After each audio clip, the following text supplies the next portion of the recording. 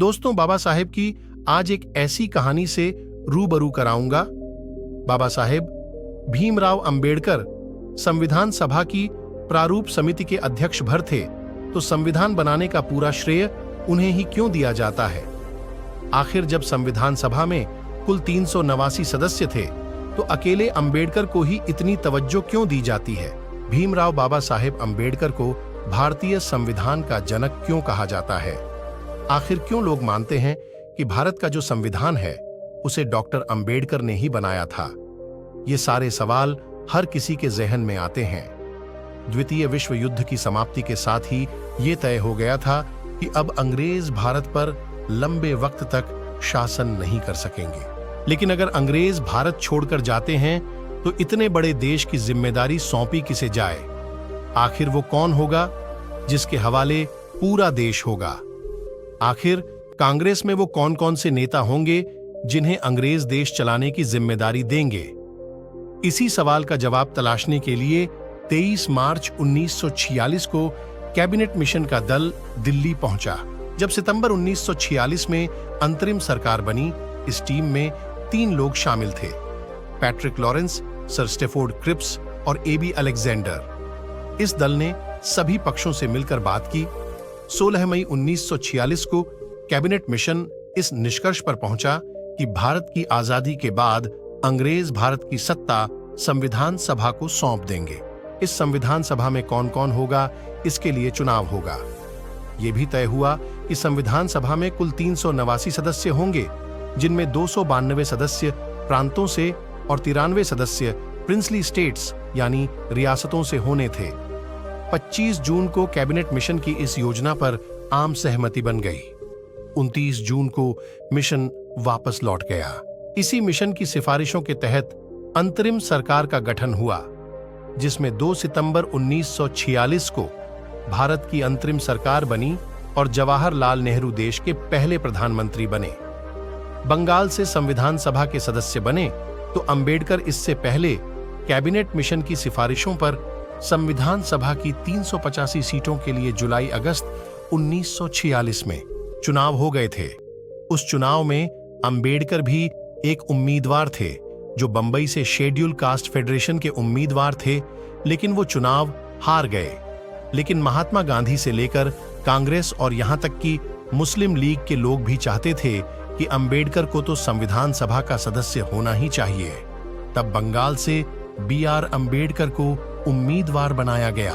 मुस्लिम league के वोटों के जरिए अंबेडकर चुनाव जीत गए और संविधान सभा के सदस्य बन गए। जब राजेंद्र प्रसाद संविधान सभा के अध्यक्ष बने, लेकिन अभी तो असली कहानी बाकी थी।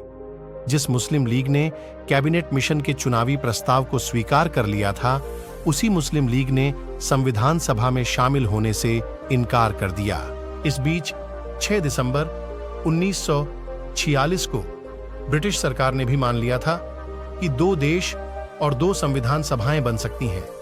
ब्रिटिश सरकार के इस मानने भर को मुस्लिम लीग ने अपनी जीत के तौर पर देखा और फिर 9 दिसंबर 1946 को जब संविधान सभा की पहली बैठक हुई, तो मुस्लिम लीग से कोई भी उस बैठक में शामिल नहीं हुआ।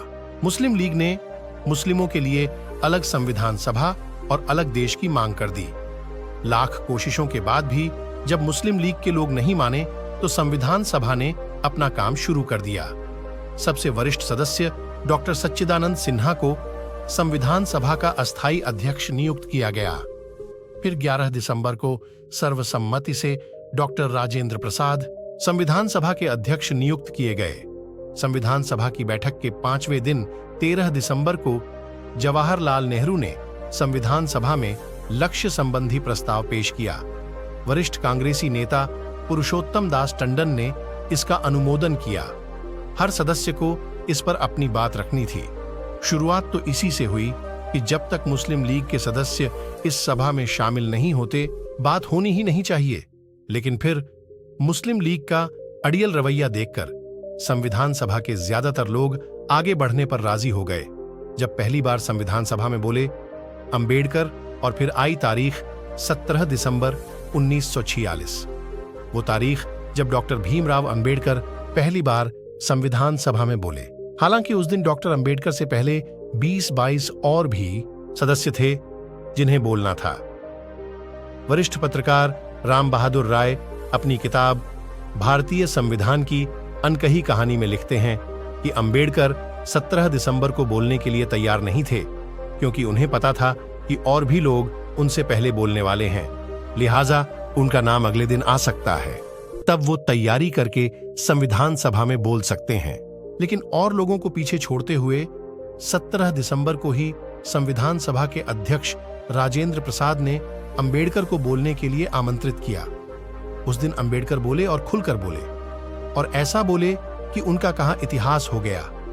बकौल राम बहादुर राय की किताब भारतीय संविधान की अनकही कहानी, डॉक्टर अंबेडकर ने कहा, कांग्रेस और मुस्लिम लीग के झगड़े को सुलझाने की एक और कोशिश करनी चाहिए। मामला इतना संगीन है कि इसका फैसला एक या दूसरे दल की प्रतिष्ठा के ख्याल से ही नहीं किया जा सकता। जहां राष्ट्र के भाग्य का फैसला करने का प्रश्न हो, वहां नेताओं, दलों, संप्रदायों की शान का कोई मूल्य नहीं रहना चाहिए। वहां तो राष्ट्र के भाग्य को ही सर्वोपरि रखना चाहिए। उस दिन डॉक्टर अंबेडकर ने अपने भाषण का समापन करते हुए कहा, शक्ति देना तो आसान है, पर बुद्धि देना कठिन है।